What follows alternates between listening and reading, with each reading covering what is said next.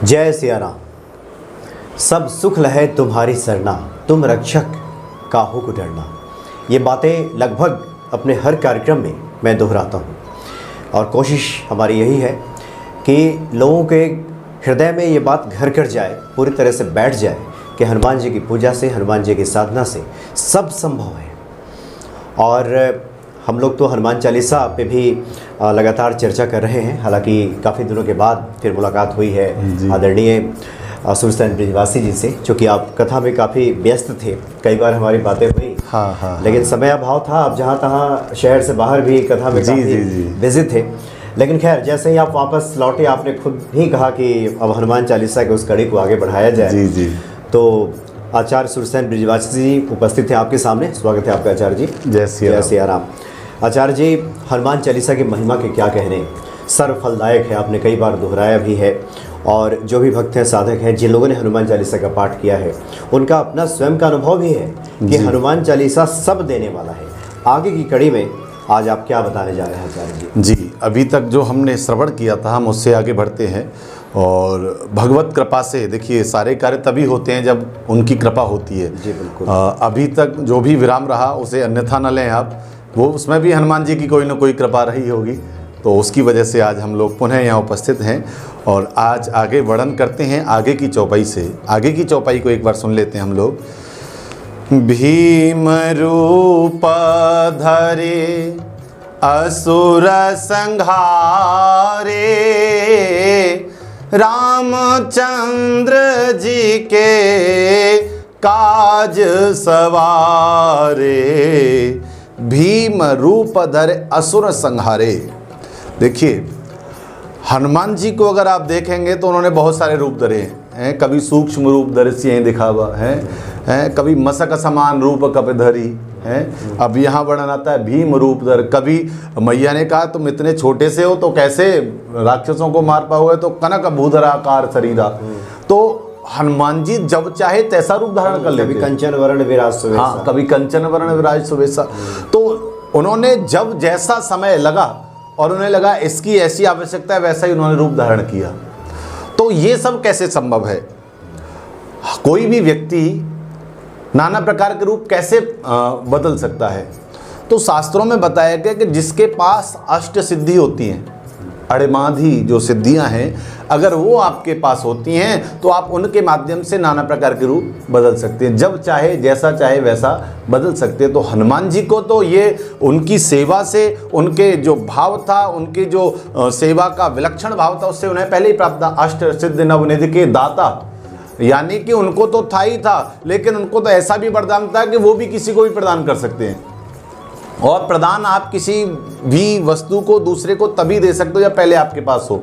जी हाँ। आपसे कोई धन मांगता है तो धन आप उसे तभी दे सकते हैं जब आपके पास पहले होना चाहिए। आप कहते हो कि मैं ज्ञान दे सकता हूं, तो ज्ञान आप तभी दे सकते हैं जब आपके पास पहले हो। आपके खजाने में वो होना चाहिए जो आपको देना चाहते हैं। तो हनुमान जी ने अणमादि सिद्धियों का दान दिया। वो कब दिया? जब उनके पास वो पहले थी। तो इसी क्रम में हनुमान जी ने जो भीम रूप या सूक्ष्म रूप या कनक भूधरा जो भी रूप धारण करे, वो सिद्धियों के प्रभाव से था। अच्छा, हनुमान जी के लिए इन सिद्धियों को प्राप्त करना कोई बड़ी बात नहीं है। जैसे व्यक्ति खेल खेल में और न जाने कितनी बार राजा बन जाता है, प्रजा को संभालता है, ठीक उसी तरह से इन सिद्धि आदियों को पाना तो ऐसे मानिए हनुमान जी का एक खेल है। उन्होंने कुछ प्रयास किया ही नहीं उसे पाने के लिए, उन्होंने सहज ही मिल गए हैं, अकारण ही मिल गए, इच्छा भी नहीं थी फिर भी मिल गया। तो ये है। लेकिन अब आप देखिए, भीम रूप धर असुर संहारे। तो ये भीम रूप क्या है? जिसको हनुमान जी ने धारण किया और उसको धारण करके असुरों का संहार किया। साधारण अर्थ तो यही निकलता है, लेकिन हम अब बात करते हैं इस भीम रूप की। है भीम रूप क्या है? देखिए, जो राम जी हैं उन्हें 12 कला का अवतार कहा जाता है। अच्छा। हाँ, क्योंकि वो सूर्य कुल में पैदा हुए हैं। और जो कृष्ण है उन्हें 16 कला का अवतार कहा जाता है, क्योंकि चंद्रमा की कला 16 होती हैं। प्रतिपदा से पूर्णिमा तक 16 कलाएं होती हैं जो उसके क्रम को बढ़ाती हैं। तो वो जो 16 कलाएं हैं वह चंद्रवंश में हैं, और चंद्रवंश में कृष्ण जी पैदा हुए, इसलिए उन्हें 16 कला का संपूर्ण अवतार कहा जाता है। राम जी को 12 कला का अवतार कहा जाता है। लेकिन अब बात आती है हनुमान जी की। अब आप देखिए, हनुमान चालीसा, चालीसा का भावार्थ 40 से है। तो ये जो 40 है ये क्या है? तो संत गुरुजनों से मैंने सुना, वो कहते हैं कि भैया राम जी 12 कला से हैं, कृष्ण जी 16 कला से हैं, हनुमान जी 40 कला से हैं। अच्छा, उन्हें 40 कला का अवतार कहा गया है क्योंकि हनुमान एक गुरु होता है और गुरु के जो लक्षण है वो 40 हैं। अर्थात ये जो आप हनुमान चालीसा सुन रहे हैं, ये इसकी प्रत्येक चौपाई एक हनुमान जी का लक्षण है। उनकी बुद्धि को लेकर के, उनके बल को लेकर के, उनकी महिमा को लेकर के आप किसी भी प्रकार से देखिए, अतुलित राम जितने भी स्वरूप हैं हनुमान जी के, जय हनुमान ज्ञान गुण सागर, जय कपीसते लोक उजागर, जितना भी है सब कुछ एक एक चौपाई मानो एक एक हनुमान जी का गुण है।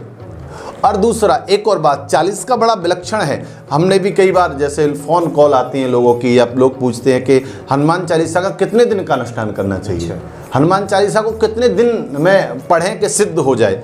एक मैं कमेंट पढ़ रहा था, उसमें लिखा था, शायद हमने पहले किसी बार चर्चा की हो, तो उन्होंने लिखा था कि जब ये सिद्ध मंत्र है तो इसे सिद्ध क्या करना, हाँ क्या आवश्यकता है, हाँ क्या आवश्यकता है जब सिद्ध मंत्र है।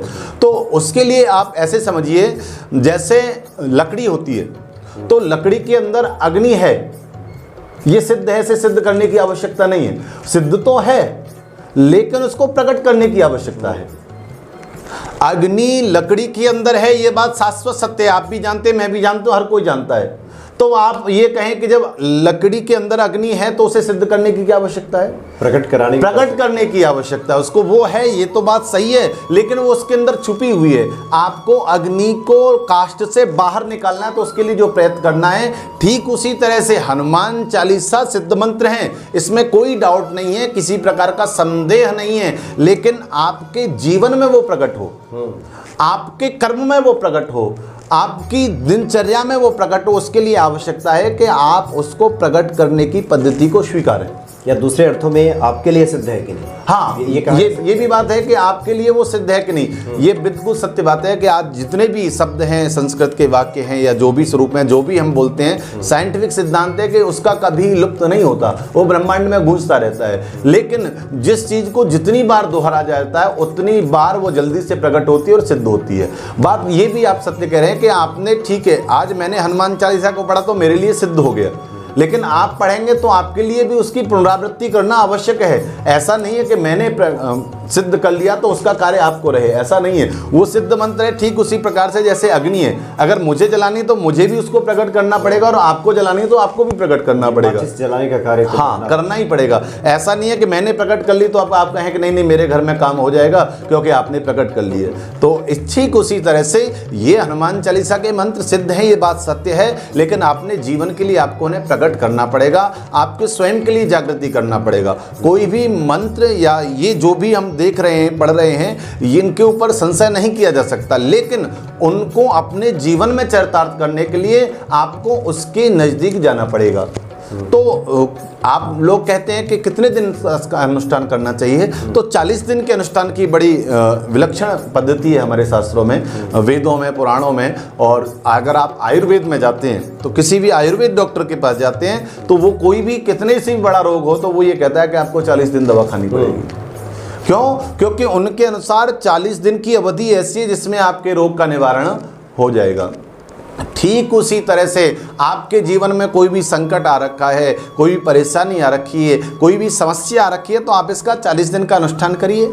आप 40 दिन को सहज स्वभाव से पढ़िए। देखिए, पढ़ने में भी भाव की बड़ी प्रबलता है। आप एक उग्रता के साथ में पढ़ रहे हैं, आप एक अनमन के साथ में पढ़ रहे हैं कि नहीं मुझे तो 40 दिन पूरे करने हैं, तो पूरे करने वाली पद्धति से पढ़ोगे तो कार्य होने वाला नहीं है। पढ़ने का मतलब ये है कि आप उसमें तन्मय हो जाएं, आप उसमें डूब जाएं, आपको पता ही न चले कब पाठ पूरा हो गया। जब ऐसी स्थिति आपके अंदर बनेगी तो आप समझिए कि आप पाठ कर रहे हैं। बाकी संख्या गिनने से कुछ नहीं होगा, संख्या तो एक आधार है, लेकिन उस संख्या का जो आधार बताया शास्त्रों में, उसमें भी ये बताया कि उसके अंदर आपका भाव प्रबल है। आप उस भाव के साथ पढ़ेंगे तो आपका कार्य होगा। तो ठीक उसी तरह से जो हनुमान चालीसा है, इसमें चालीसा क्यों कहा गया? क्योंकि इसमें 40 महामंत्र हैं हनुमान जी के, 40 लक्षण हैं उस गुरु के, उस वीर बजरंगी के, उस महावीर के। तो उनको आपको समझना है, उनको अपने जीवन में उतारना है, तो आपके लिए उसको आपको 40 दिन का अनुष्ठान करना पड़ेगा। आपको किसी भी संकट की निवृत्ति करनी है, आप 40 दिन का अनुष्ठान करिए। बहुत से लोग इतने व्याकुल होते हैं कि उनसे को 40 दिन पढ़े तो वो कहते हैं कई बार पढ़ चुके हैं। उनका प्रश्न होता है, तुरंत रिप्लाई होता है कि महाराज जी हम तो कई बार पढ़ चुके हैं। प्यारे, अगर आपने जो पद्धति उसके एक बार ही पढ़ लिया होता तो कई बार की आवश्यकता ही नहीं होती। तो कहने का भाव यह है कि आप हनुमान चालीसा जो 40 मंत्र हैं इसको, और उनको आप 40 दिन लगातार करते हैं तो ये सिद्ध मंत्र आपके जीवन में बहुत लाभकारी हो सकते हैं। आचार्य जी, आप क्रम को आगे बढ़ाएं। एक और जिज्ञासा है जो कि मुझे बातों क्रम में ध्यान आ जी जी। किसी सज्जन ने जिज्ञासा प्रकट की है कि आमतौर पे जो हम लोग जो सिद्ध महात्मा कहते हैं कि भाव से पढ़ना चाहिए और श्रद्धा से पढ़नी चाहिए, तो उनका ये कहना है कि श्रद्धा और भाव होता है तभी तो हम पढ़ते हैं, और अमृत को किसी भी भाव से ग्रहण कीजिए वो अपना पूर्ण फल देगा। जी जी, उनकी ये जिज्ञासा है जी। वो बात आप जो कह रहे हैं उसका सिद्धांत अपनी जगह ठीक है, बिल्कुल सही बात है कि अमृत का प्रभाव वही रहेगा। जैसे अग्नि है, आप उसे जान करके छुओ या अनजाने में छुओ, वो दोनों ही स्थितियों में उतना ही जलाएगी। ये बात तो बिल्कुल सही है, लेकिन उसका प्रभाव तो उतना ही है। लेकिन अब ये डिपेंड करता है कि आपकी मनस्थिति कैसी है, उसमें कोई कमी नहीं है, मनस्थिति आपकी है। क्योंकि आप जिज्ञासा भाव से पढ़ने के लिए इसलिए नहीं कहा जा रहा है क्योंकि उसका फल कम ज़्यादा हो रहा है, ये वो अमृत कम ज़्यादा हो रहा है। जिज्ञासा से पढ़ने के लिए इसलिए कहा जा रहा है क्योंकि आप जितना भाव के साथ में पढ़ोगे आप उतना उसके नज़दीक जाओगे, और जितना आप उसके नज़दीक जाओगे उतना आप उसको समझ पाओगे, और समझने के बाद में उसको पूर्ण कर पाओगे, उसको उसकी उस स्थिति तक पहुंच पाओगे जहां पर पहुंचने के बाद आपका कार्य संपन्न होना है। जैसे अच्छा आचार्य जी, इसको इस रूप में भी ले सकते हैं क्या? क्योंकि कई बार होता है भाव कुभाव की जो बात आती है कि भाव से पढ़ें कुभाव से पढ़ें, हनुमान जी मिल जाएंगे, मरा मरा कह करके राम आ गए वाल्मीकि जी के जीवन में। हाँ। तो क्या ये इसका तात्पर्य ये नहीं लिया जा सकता क्या कि कई बार है कि अनजाने में अगर हम ऐसा करते हैं, हमें जानकारी नहीं है तब ये करते हैं तो भाव कुभाव की बात आती है, लेकिन सब कुछ जानते हुए भी सब जान रहे हैं कि आप क्या है, और उसके बाद भी आपका भाव, वो निष्ठा, वो एकाग्रता अगर नहीं आ रही, इसको तो चूक कहेंगे। हाँ बिल्कुल, इसको गलती ही कहा जाएगा और चूक ही कहा जाएगा। और दूसरी बात एक और इसमें यह है कि आप भाव से पढ़ रहे हैं, ये आपने निश्चय कर लिया, तो कई बार ऐसा नहीं है कि हमने जो निश्चय किया वो सही है। जी जी बिल्कुल, हमारी समझ में हम भाव से पढ़ रहे हैं, लेकिन क्या वास्तव में वो भाव है, ये भी एक बड़ी बात है। और बात वो बिल्कुल सही है कि उसका प्रभाव अपनी जगह है, वो अमृत है, उसको आप कैसे भी पियोगे वो वही फल देगा। लेकिन बात यह है कि उस अमृत को प्राप्त करना बड़ी बात है।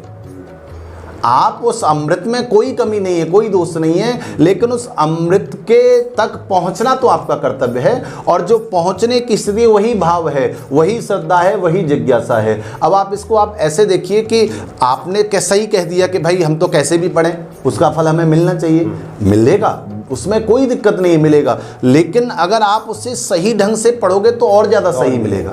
जैसे कि आप श्रीमद् भागवत जी को पढ़ते हैं तो उसमें एक दृष्टांत इसी तरह का आता है। उसमें सुखदेव जी से राजा परीक्षित कहता है, जब सुखदेव जी ने पंचम स्कंद में नरकों का वर्णन बताया कि किस किस प्रकार के नरक हैं और किस किस प्रकार की यातनाएं मिलती हैं, तो उसको सुनकर के राजा परीक्षित भयभीत हो गए और उन्होंने कहा कि गुरुदेव, अगर नरकों की ऐसी स्थिति है तो मुझे नहीं लगता कोई भी व्यक्ति ऐसा है जिसने कोई पाप न किया और उसके नरक में न जाना पड़े।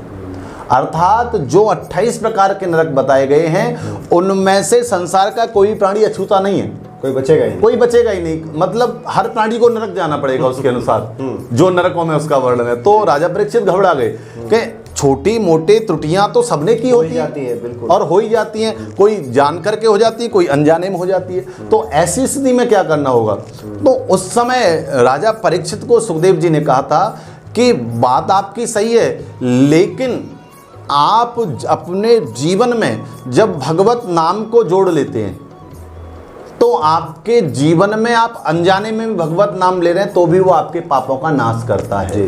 कलऊ केशव कीर्तनात्, शास्त्रों में कहा गया है कलयुग के अंदर केवल आप भगवत नाम का संकीर्तन करिए, आपको पापों से मुक्ति मिल जाएगी। उसमें उन्होंने दृष्टांत बताया अजामिल का, कान कब्जे दुजे काचित ब्रूता पतिर अजामिल। उन्होंने अजामिल का दृष्टांत बताया जो कि एक शुद्ध ब्राह्मण था और संध्या बंदन करने वाला ब्राह्मण था, लेकिन एक वैश्या के प्रति देखा और आकर्षण उसके प्रति गया। जीवन में होता क्या है, हमारी जो आंख है ना, पाप का सबसे बड़ा मूल कारण होती है। सबसे पहले आंख जो देखती है उसको तुरंत मन के अंदर ले आती है, और फिर मन जो देखा उसका बार बार मनन करता है, चिंतन करता है, और उसके चिंतन करने से जो देखा हुआ पाप है वो आपके अंदर आ जाता है। देखा तो आपने एक बार, लेकिन मन 100 बार कर लिया तो वो आपके चित्त में बैठ गया। फिर आप जब चित्त में बैठ जाता है तो आप धीरे धीरे उसी की ओर बढ़ने लगते हैं। तो अजामिल के साथ भी ऐसा हुआ। वैश्या को एक बार देखा, लेकिन वैश्या में मन ऐसा रम गया कि उसको अपने घर ले आया। अब जो एक वेद पाठी ब्राह्मण था वो एक वैश्यागामी ब्राह्मण हो गया। अब वह जो संध्या बंदन पूजा पाठ, ब्राह्मणों को दान देना, संतों की सेवा करना काम था, वो सब छोड़ छाड़ के चोरी चंगारी करने लग गए। क्योंकि उधर तो भरना है ना, पेट तो भरना है, कैसे भरा जाएगा।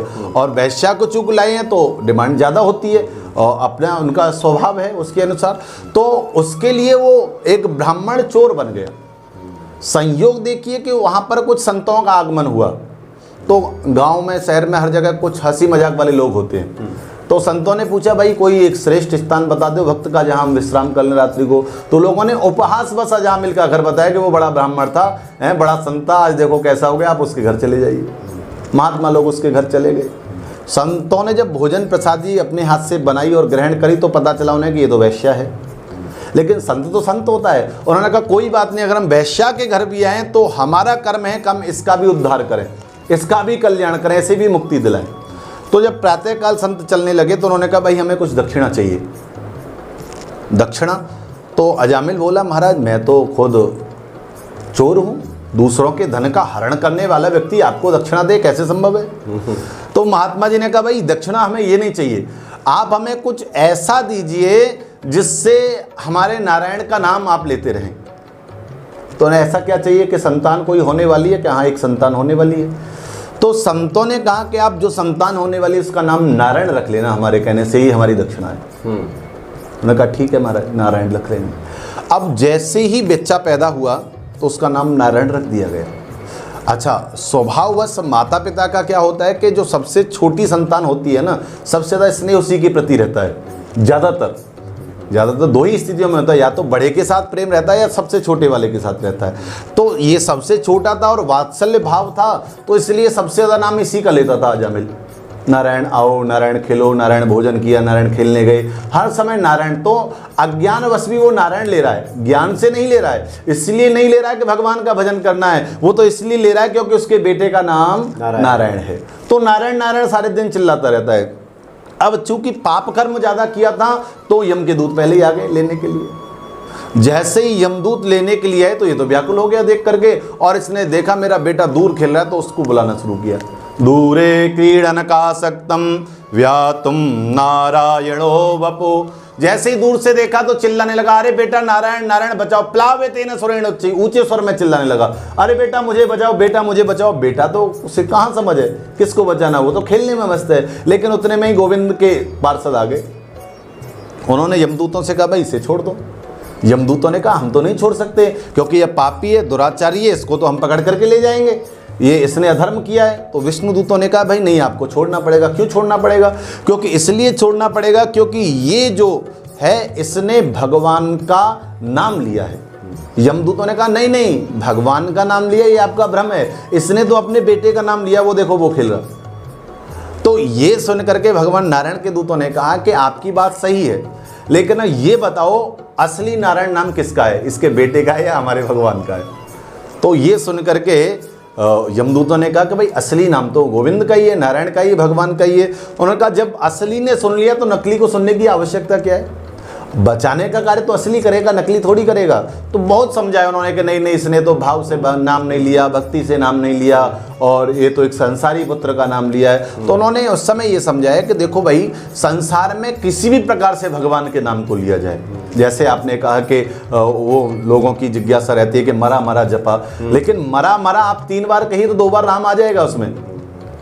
जी, तो राम तो उसके अंदर है, समाहित है। और दूसरी बात कि आप मरा कह रहे हैं तो मरा जानबूझ करके नहीं कहा था, जो आपने बात कही अनजाने में मरा कहा था, और उस मरा को राम ही माना था। वही मान करके, हाँ, राम मान करके मरा कहा था। ये मान करके नहीं कहा था कि नहीं नहीं मुझे राम नहीं मिला है, मुझे मरा रहना है, ऐसा नहीं था। तो वो जो आप वाली बात है कि आपने अगर अज्ञानवश कुछ काम किया, नाम लिया और आपको उसको फल मिल रहा है तो कोई बात नहीं, लेकिन आप जानबूझ करके मरा मरा जपिए भगवान मिल जाए तो बताना। हाँ सही बात, नहीं मिलेंगे। ये तो चालाकी है, ये तो चालाकी है ना, ये तो आप दुष्टता है। हाँ, ये आप धृष्टता कहिए आप इसको, कि आप जान करके भी अनजान बनने की कोशिश कर रहे हैं। आपको पता ही अग्नि जला देगी, उसके बाद भी आप उसमें हाथ डाल रहे हैं। तो मतलब आप ये बात कहें कि अमृत अमृत होता है, वो बात आपकी सही है, उसमें कोई गलत नहीं है। लेकिन प्यारे, अमृत को जानने के बाद भी आप उससे अनजान बने रहें, आपको पता है कि ये विधि है अमृत के रास्ते तक पहुंचने की, उसके बाद भी आप उसका पालन न करें। शास्त्रों में बताया गया कि आप ऐसे चलिए। दो चीज़ें होती हैं, या तो आप शास्त्र जानते नहीं, आपको कुछ भी नहीं पता, तो आप कहीं से भी जाएं तो सब चलेगा, क्योंकि आपको पता नहीं, आपके सब माफ है। एक आपको रास्ता पता है कि आपको इस मार्ग से चलना है, उसके बाद भी आप उस मार्ग से न जाएं और कहें नहीं नहीं हम तो वहां से क्यों नहीं पहुंचे। हम तो भाव को भाव किसी हाँ, भाव को भाव, तो भाव को भाव, आप जिसे हम कुभाव कहते हैं, उसमें भी लोगों का भाव नेत था। जितना हम भाव से नाम नहीं जपते, उतना उस कुभाव से वाल्मीकि ने जपा था, उतना उस कुभाव से नारायण नारायण अजामिल ने जपा था। तो कहने का भाव यह है कि आप जिसे कुभाव कह रहे हैं, उस कुभाव में भी प्यारे भाव छुपा हुआ है। उस कुभाव को भी भाव के साथ जपा गया तो ही वहां तक वो पहुंच पाए। क्योंकि देखिए, दो चीजें होती हैं, आप जब बात चल गई है तो मैं ये भी बता देता हूं। कोई व्यक्ति है, कई बार हमने दृष्टांत ये पढ़ा है कि एक व्यक्ति को आंखें बंद करा दी और कहा गया कि तुम्हें सर्पदंश होगा, और आंखें बंद करके सर्पदंश की जगह किसी और से उसे कटा दिया गया, तो पाया गया कि उसकी बॉडी में जहर उसी गति से फैल रहा है जैसे सर्प के माध्यम से फैलता है। क्यों? क्योंकि उसकी मानसिक स्थिति ऐसी बन गई कि उसे सर्प ने काटा है। तो मानसिक स्थिति का प्रभाव इतना रहा कि सर्प के न काटने के बाद भी उस विष की प्रबलता सर्प जैसी हो गई। और एक आपको पता भी नहीं है क्या हुआ क्या नहीं हुआ, तो आपको उतना गंभीरता से नहीं लेंगे। और जब आप गंभीरता से उस बात को नहीं लेंगे तो उसका प्रभाव आपके मन पर या आपके चित्त पर उतना ज़्यादा नहीं पड़ेगा, आप उससे उतना ज़्यादा प्रभावित नहीं होंगे। तो दो चीज़ें हैं कि आप भाव और कुभाव वाली जब बात चली है, तो देखिए, भाव से तो आपको भजना ही पड़ेगा, और कुभाव से आप तब भज सकते हैं जब आपको भाव के बारे में नहीं पता है। जब आपको भाव पता है, आप खुद सोचिए, आपको एक अच्छा रास्ता पता है, एक बुरा रास्ता पता है, तो क्या आप चाह करके भी बुरे रास्ते पर जाओगे और फिर कहोगे हमें अच्छे रास्ते का फल मिल जाए? ये तो संभव नहीं है ना, ये तो आपको पता नहीं है। तो वो गोविंद की इच्छा है कि वो कहाँ जा करके आपको बुरे को भी अच्छा आपके लिए बना दे। लेकिन जब आपको पता है और आप जानबूझ करके गलत रास्ते पर जाएं, फिर कहें हनुमान जी ने सहायता नहीं की हमारी। हनुमान जी को तो करना चाहिए, उन्हें तो पता है हम आपके बालक हैं, बात आपकी सही है। लेकिन बालक को भी जब ज्ञान है तो उसको वो कार्य करना चाहिए जिसका उसे ज्ञान है, जिसका ज्ञान नहीं है वो कार्य नहीं करना चाहिए। तो कहने का भाव यह है प्यारे कि आप भाव से उसको भजिए, और ये सारे मंत्र सिद्ध हैं, इसमें कहीं पर भी कोई भी ऐसा मंत्र नहीं है जो सिद्ध नहीं है। इस बात से मैं सहमत हूँ। लेकिन आपके जीवन में वो मंत्र तभी काम करेगा जब आप उसे अपना लेंगे या अपने लिए उसे प्रकाशित कर लेंगे, उसे अपने जीवन में अपने चारों तरफ फैला लेंगे, ताकि वो आपकी रक्षा सुरक्षा कर सके। तो ये भाव इसके अंदर समाहित है। और आगे हम चर्चा कर रहे थे भीम रूप असुर संहारे। तो आज चलो कोई बात नहीं, बीच में इतना सारा आ गया, ये भी जरूरी है, क्योंकि जिज्ञासाएं थी लोगों की जिज्ञासाओं की शांति होना परम आवश्यक है। जब तक देखिए, जिज्ञासु जीवन में होना ही चाहिए। अगर आप श्रोता हैं तो आप जिज्ञासु अवश्य होंगे, और जिज्ञासु श्रोता जब होता है तो सुनने वाले को और कहने वाले को दोनों को आनंद आता है। आपको भी अच्छा लगता है कि लोगों के प्रश्न होते हैं और उसका सही उत्तर हम लोग प्रदान करते हैं। तो हमेशा अर्जुन के पास ही होता है। हाँ, और प्रश्न के पास प्रश्न जी, और प्रश्न तो होना ही चाहिए। प्रश्न नहीं होगा तब तक चीज़ें आगे नहीं बढ़ेंगी। जब तक आपके मन में प्रश्न नहीं है, कौतूहल नहीं है, कौतूहल जब आपके मन में होगा, जिज्ञासा जब आपके मन होगी, उसकी पूर्ति होगी, तो आपको एक दिशा निर्धारित होगी कि आपको इस दिशा पर चलना है। ये आपके जीवन का मार्ग है, ये आपके जीवन का लक्ष्य है।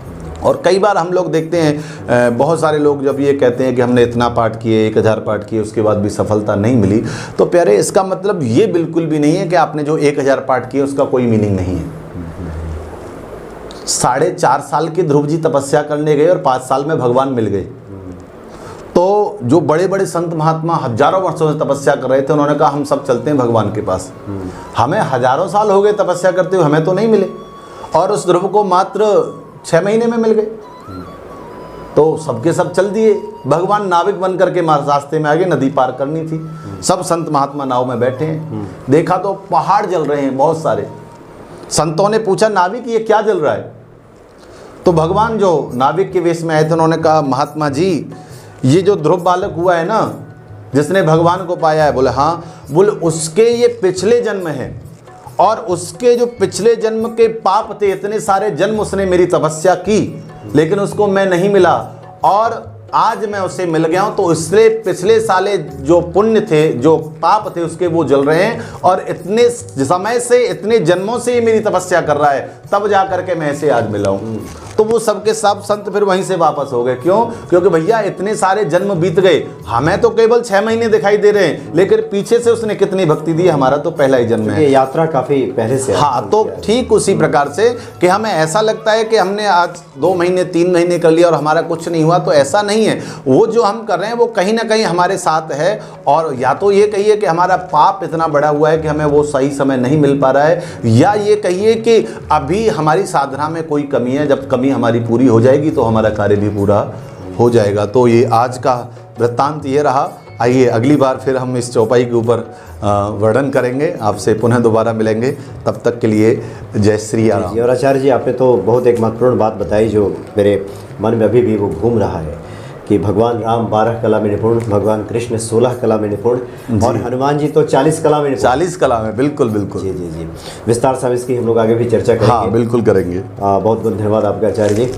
और इसी बहाने काफ़ी कुछ जानने को मिला। जी, और जो भ्रम की स्थिति थी, जो जिज्ञासा थी, हम समझते कि निश्चित तौर पर वो शांत हुई होगी। बहुत बहुत धन्यवाद आपका। जय सिया राम। जय सिया राम।